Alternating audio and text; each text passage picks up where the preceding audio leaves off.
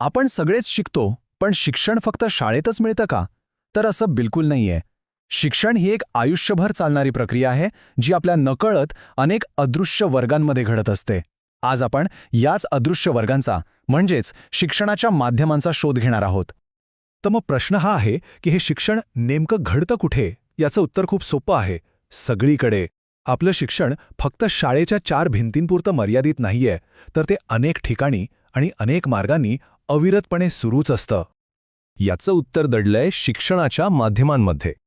आता सोप्या भाषेत सांगायचं झालं तर ज्या विशेष संस्था आणि स्रोतांमधून आपल्याला आयुष्यभर माहिती, ज्ञान आणि अनुभव मिळतात ना, ती सगळी आहेत शिक्षणाची माध्यमे. म्हणजे आपलं कुटुंब, शाळा, आपला समाज आणि अर्थातच मीडिया ही त्याची काही उत्तम उदाहरणं आहेत. आज आपण शिक्षणाच्या याच माध्यमांमधून एक छान प्रवास करणार आहोत. आपण सुरुवात करूया आपल्या सगळ्यात जवळच्या वर्तुळापासून, म्हणजे कुटुंबापासून. मग आपण शाळेकडे वळू, त्यानंतर आपल्या समुदाय आणि शेवटी पोहोचू जागतिक नेटवर्कपर्यंत, म्हणजेच मीडियापर्यंत. आता ही जी माध्यमं आहेत ना, ती वेगवेगळ्या प्रकारची असतात. जसं की शाळा हे एक औपचारिक माध्यम आहे, तर कुटुंब अनौपचारिक. काही माध्यमं आपल्याला सक्रियपणे सहभागी करून घेतात, तर काही माध्यमांमधून आपण फक्त निष्क्रियपणे माहिती घेत असतो. यातून हेच दिसतं की शिक्षण किती विविध स्रोतांमधून आपल्यापर्यंत पोहोचत असतं.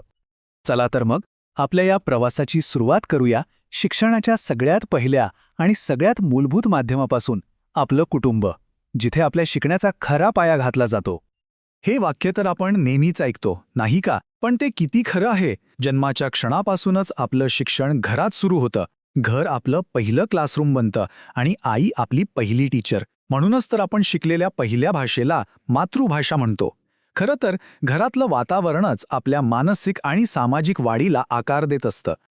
म्हणजे बघा, कुटुंब फक्त आपल्या मूलभूत गरजाच नाही पूर्ण करत, तर त्या पलीकडे जाऊन खूप काही करतं. ते आपल्यात मूल्ये रुजवतं, आपल्याला आपल्या संस्कृतीची ओळख करून देतं आणि भविष्यातल्या शिक्षणासाठी एक भक्कम पाया तयार करतं.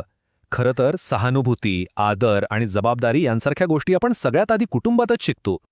इथे तर अगदी स्पष्ट दिसतंय की कुटुंब मुलाच्या प्रत्येक पैलूला कसं घडवतं. शारीरिक आरोग्यापासून ते नैतिक मूल्यांपर्यंत प्रत्येक गोष्टीचा विकास हा कुटुंबाच्या मायेच्या छत्राखालीच होतो. हा एक प्रकारचा सर्वांगीण विकास असतो. कुटुंबाने जो पाया रचलाय त्यावर एक भक्कम इमारत उभी करण्याचं काम कोण करतं? तर शिक्षणाचं पुढचं वर्तुळ, शाळा.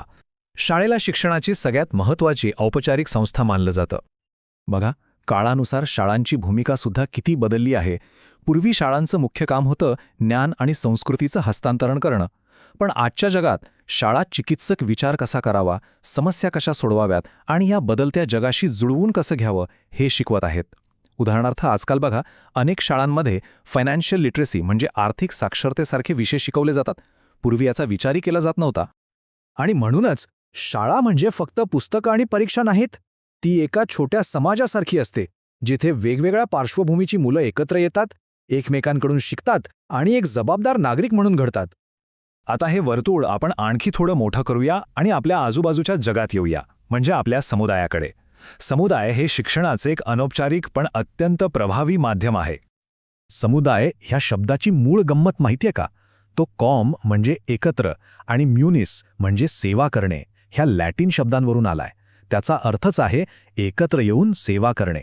आपले सण, उत्सव, परंपरा ह्यांसारख्या सामायिक अनुभवांमधून आपला समुदाय आपल्याला नकळतपणे खूप काही शिकवत असतो. समजा आपण आपल्या शहराच्या स्थापना दिनाच्या उत्सवात सहभागी झालो, तर आपण फक्त मजा नाही करत, तर आपल्या शहराचा इतिहास आणि संस्कृतीही शिकतो. आणि याचं महत्त्व इतकं आहे की अगदी 1966च्या डेलॉर्स आयोगाने सुद्धा म्हटले की शिक्षण प्रणालीला यशस्वी करण्यासाठी स्थानिक समुदायाचा पाठिंबा आणि सहभाग खूप जास्त आवश्यक आहे. म्हणजेच आपला समाज, आपला समुदाय हा एक जिवंत क्लासरूमच आहे, नाही का?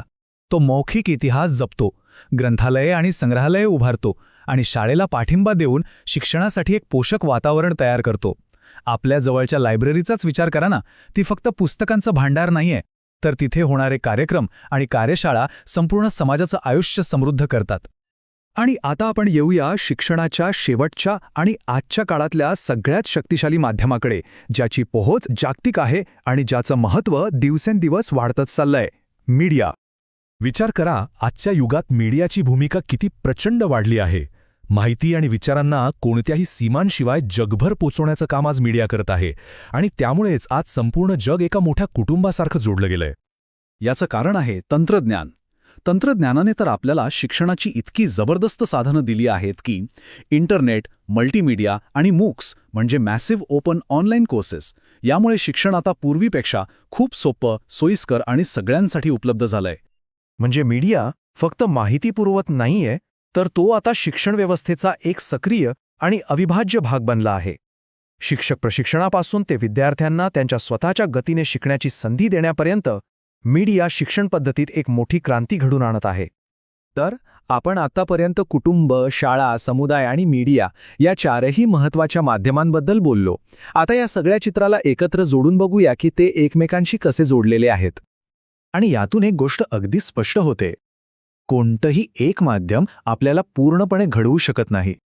घर, शाळा, समुदाय आणि मीडिया यांनी मिळून तयार केलेलं एक परिपूर्ण वातावरण आपल्यातल्या क्षमतांना पूर्णपणे बाहेर काढतं. हे सर्व मिळून एक अशी शिक्षण परिसंस्था, एक लर्निंग इकोसिस्टम तयार करतात जी आयुष्यभर आपली साथ देते. जाता जाता एक विचार. आजच्या या माहितीच्या महापुरात आपल्यावर, आपल्या विचारांवर या 4 माध्यमांपैकी सगळ्यात जास्त प्रभाव कोणाचा आहे यावर जरा विचार करून बघा.